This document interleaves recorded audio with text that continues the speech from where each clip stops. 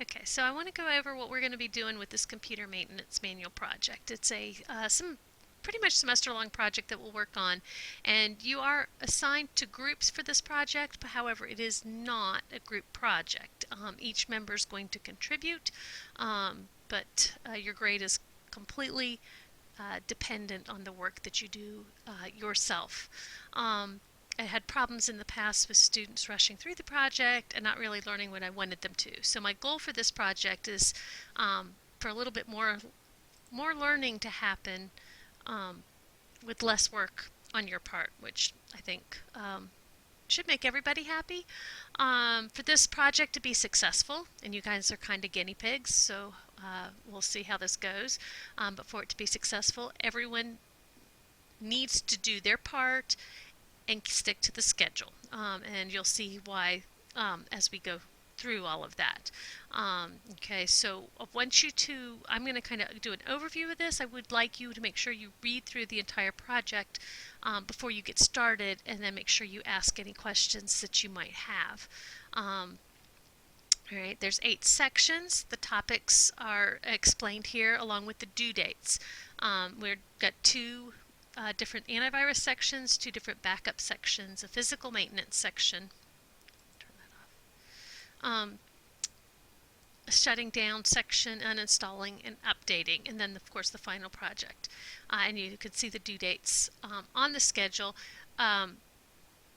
You will be assigned a job. I'll show you how that works in a little bit. And then anyone who's assigned job 1, 2, or 3 has the first due date. The job 4 person has their work is reliant on 1, 2, and 3, so their due date is later. As far as the jobs go, let's talk about those. If you are assigned job number 1, you'll be given a question or scenario, which we'll take a closer look at the first one here in a minute. Basically, that you are supposed to research online and answer the questions thoroughly. And you'll type up your answer and post it in the sources, and the sources section in the submission document, which again, I'll show you, I'll jump over to Google Drive and show you all that at the end of this video. When you are citing your sources, you should use MLA style. And they should go in your submission document and also in your sources document for that. And make sure that when you type it up, it is in finished form. This will go directly into the manual as well. For job number 2, your job is to find a current, and when I say current, I mean within the past 3 years. If you're an Apple or Windows 8 user, Windows 7 users can use past 5 years. Video to demonstrate or teach what is required for the week. Again, I will give you a kind of a prompt or something to look for, and you need to find it. Your job is to find a video that meets that need. And how are you going to find that? First of all, you'll search for it, but second of all, you're going to watch the entire video. Okay? Do not just submit a video because the title matches what you said it does. Whoever's doing job number 4 is reliant on you finding a good quality video. And you cannot know that if you don't watch it. So you need to watch that video, and then when you find one that meets the criteria of what you're supposed to be looking for, you'll post the name of the video, the link, and a MLA style citation of the video in the project document, and then add your source to the sources document. If your job number 3, your job is to find a current article, and current again means the same within the past 3 years, unless you're Windows 7, and then it can be 5, to add to that to address the question that you're supposed to answer. And then once you find that article, skim it, make sure that it's covering the topic the way you need it to, and then you're going to perform some basic crap analysis. And again, I've got that in the Google Doc, which we'll jump to in a minute. It's important that you read the entire article to make sure that it answers what's being asked and covers the topic. Again, whoever's doing job number 4 will be using your article. If you just match that title up and a couple keywords and assume it's good, you could hurt, let's say, your overall project results. So make sure you're giving them a good quality article, and then whoever has job number 4 has to wait for 1, 2, and 3 to be done. The timeliness of 1, 2, and 3 is so important to 4 that the way I will handle this is when they're due, like for example, I think 1, 2, and 3 for Part A are due this Thursday at midnight. If they're not in there, and when Job 4 goes to do their work, which they would start on Friday, you will only receive half credit when you do submit it. So if it's between turning in an Excel assignment late and turning in this late, please make sure you get this in on time, and again, do a good job with it. So let's stay on time with this assignment. And then job 4 is going to take what 1, 2, and 3 did and put it into the manual. Okay, so you're going to, now job 1, if they did their job right, you can copy that directly in, and then you're going to take the information that you got from your watching the video and reading the article of job 2 and 3, and you're going to put it into the user manual. Now keep in mind, this is a user's manual. It is not a research paper, so keep it interesting. Make it usable. Use screen captures, which I've got in the project folder, which will show up really soon. Screen captures to show, like push this button, something like that, for a list. For job 1 and 4, it is very, very important that you understand you are not allowed to copy and paste from the internet. Okay, do not do that.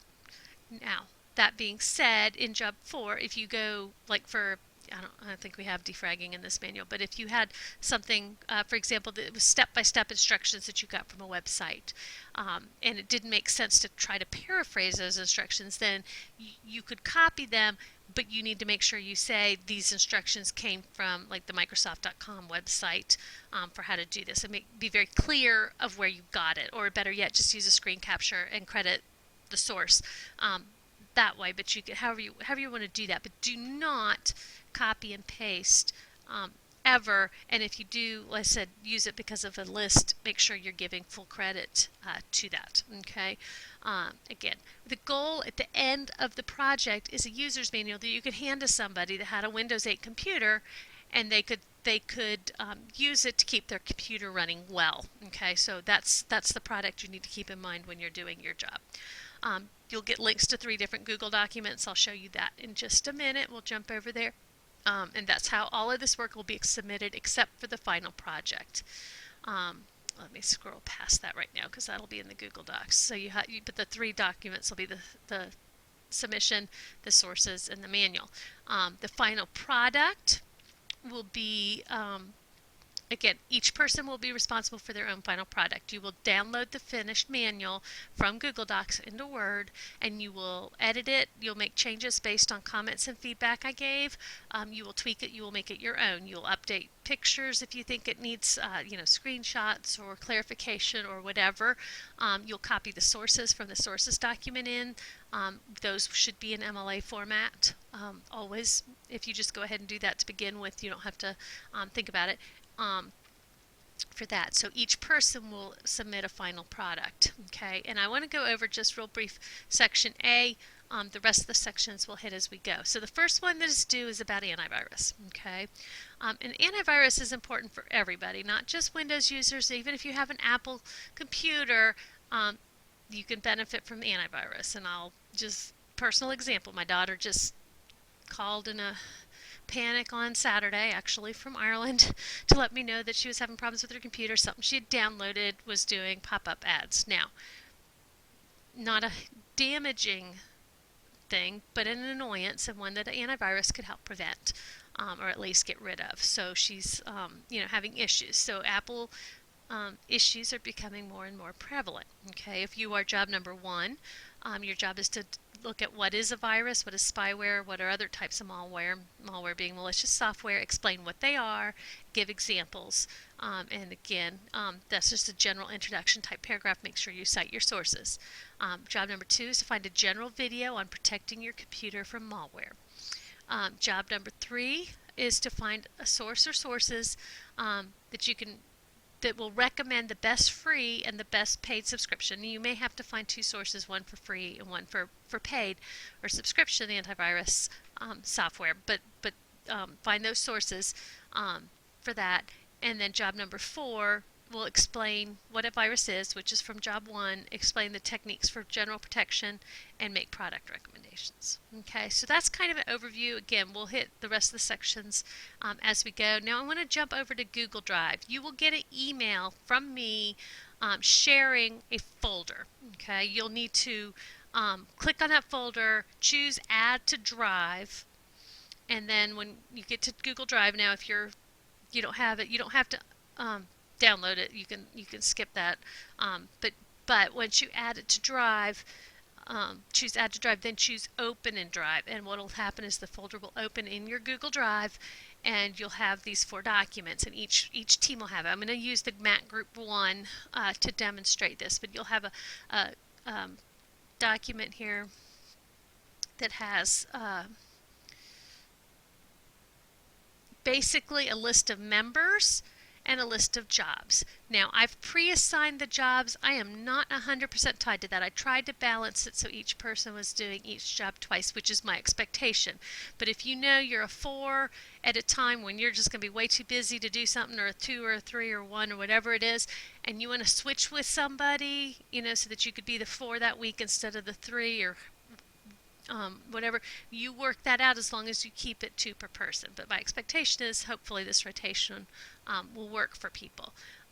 Then you will have the submission document, okay, and this has a page for each section. Okay, you can see page, we can scroll here, section A, B, C, okay, and wherever you see in yellow, you will replace that. So you would put your name where it says student name. If you're job number 1, you would replace that with your name. You would add the content that's required by the assignment, and then you would list your sources in MLA style. Okay. If you're job number 2, again, you'd come in here, you'd put your name, you'd add the title of your video, a link to the video, and an MLA style citation. Job number 3, you put your name, the title of the article, the link to the article, again, an MLA style citation. Now, you also are going to do some crap analysis. So you're going to give the date the document was published or the date it was last updated. If you can't find them, or if it's older than 3, then you need to give a reason why you think it's okay. So like say you can't find a date anywhere, but the article is discussing Windows 8, then you could say, but because it's using the Windows 8 operating system, I know it has to be fairly recent. Okay, so you play detective, look for reasons to either use or not use. Sometimes you'll find something like Windows XP. Windows XP isn't even supported anymore, so you wouldn't want to use something like that. That would be old. So look for clues about that. And then you discuss relevance. Okay, your article ideally should cover the topic completely. If it doesn't, you may need to add a second source. Okay, so make sure you include and cover what you need to. For authority, I'm expecting name and credentials of the author, or if you can't find this, an explanation why. Okay, if you are on the Apple support website, or Apple's website, and it's a support section, you can assume that it was written by an Apple employee who would be qualified to do that. If you are in the forum section, those are written by customers or Apple users. They are not necessarily supported by Apple, so you want to be a little careful about that. But look at the name and credentials. If you can't find it, then tell me why. Even though you can't find it, it's okay to use that. And then you have accuracy and purpose. Again, you're looking, what's the purpose of the site? Is it selling something? Okay, if they're trying to tell you something, sell you something, is that a concern? And just to give an example, if I was looking for antivirus software and I was trying to figure out the best antivirus software to use, the Norton Antivirus site was probably not the one I want to look at. However, if I have determined that Norton Antivirus is the best antivirus software to use, and I'm not saying it is or it isn't, but if I've determined that it is, then how to use that, the Norton Antivirus site would be certainly a perfectly acceptable source. So you're going to address that, okay? That's your job. And then each of you who have made a citation, okay, the citation should be put in this document and also add it to the sources document. There we go. Okay, so just add them here, and I have a link to Citation Machine that can help you create the citation. If you do that and you do it right, then when you get to the end for the final project, all you have to do is copy this into your final document, and you've got all your sources. And then if you're a job number 4, you're going to use this manual page because you're actually creating the manual document, okay? And you'll add a section heading where you call it Antivirus Part 1 or Section A, or you can give it your own name and put your name on it. It's always important for all of these that you include your name. And then copy the text that the person doing job 1 did, and then add your content as well, okay? The summarizing or explaining of what jobs 3 and 4 had, okay? And that's your job, okay? So I know that was a lot of material. Hopefully the video cleared it up. And if you have any questions about this, please don't hesitate to ask. Again, keep in mind that even though you're working in groups, you don't ever have to physically meet if you choose not to, as long as each person's pulling their weight. And if someone is not pulling their weight, I'll be checking on that regularly.